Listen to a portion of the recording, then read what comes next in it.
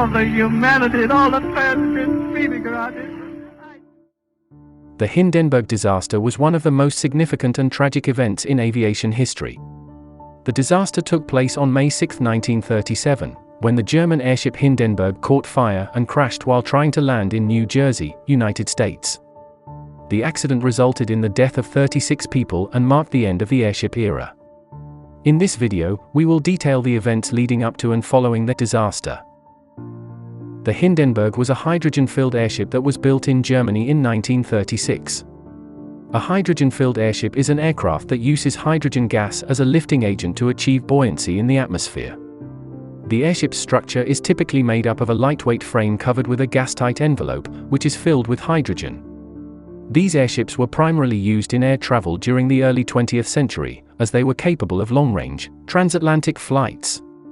The use of hydrogen as a lifting agent was favored for its lifting power and relative affordability, but the hydrogen gas was also highly flammable, which made airship travel inherently dangerous, as you will see. The airship was named after the former president of Germany, Paul von Hindenburg, who had died 2 years earlier.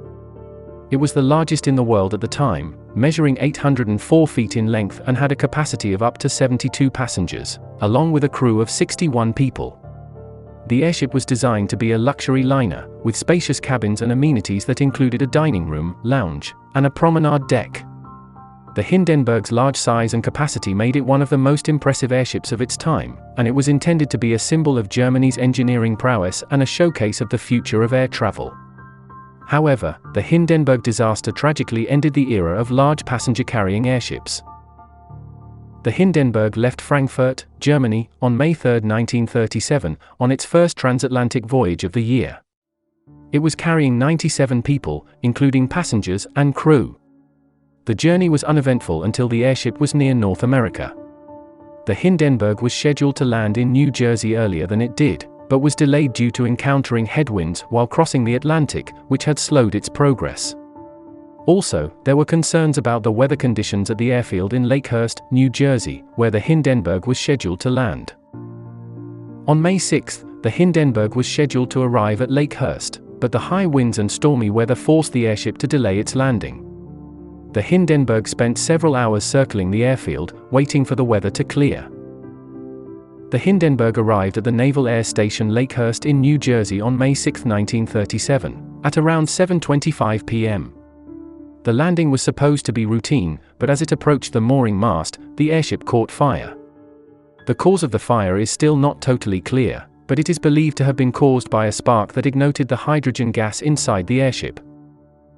As the airship was preparing to dock, the sudden burst of flame erupted from the Hindenburg's tail section, followed by a massive explosion. The airship's fabric covering quickly caught fire, and within seconds, the flames had spread to the entire length of the airship. The scene during the fire on board the Hindenburg was chaotic and terrifying for the passengers and crew members trapped inside the burning airship. As flames erupted from the Hindenburg's tail section, many passengers and crew members were jolted out of their seats and thrown to the ground by the force of the explosion. Some passengers tried to escape by jumping from the airship, but the height and speed at which the Hindenburg was traveling made this almost certain death. Others attempted to escape through the airship's emergency hatches, but the intense heat and flames made it impossible to reach them. Meanwhile, crew members worked frantically to try to contain the fire and help passengers escape.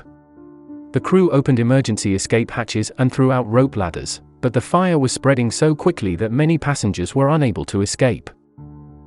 The Hindenburg's dining room, which was located near the front of the airship, was one of the areas most affected by the fire. Passengers in this area were trapped and unable to escape, and many were burned alive. As the Hindenburg burned, its twisted metal frame and burning carcass fell to the ground, where firefighters and medical personnel were waiting to try to help those who had survived the disaster.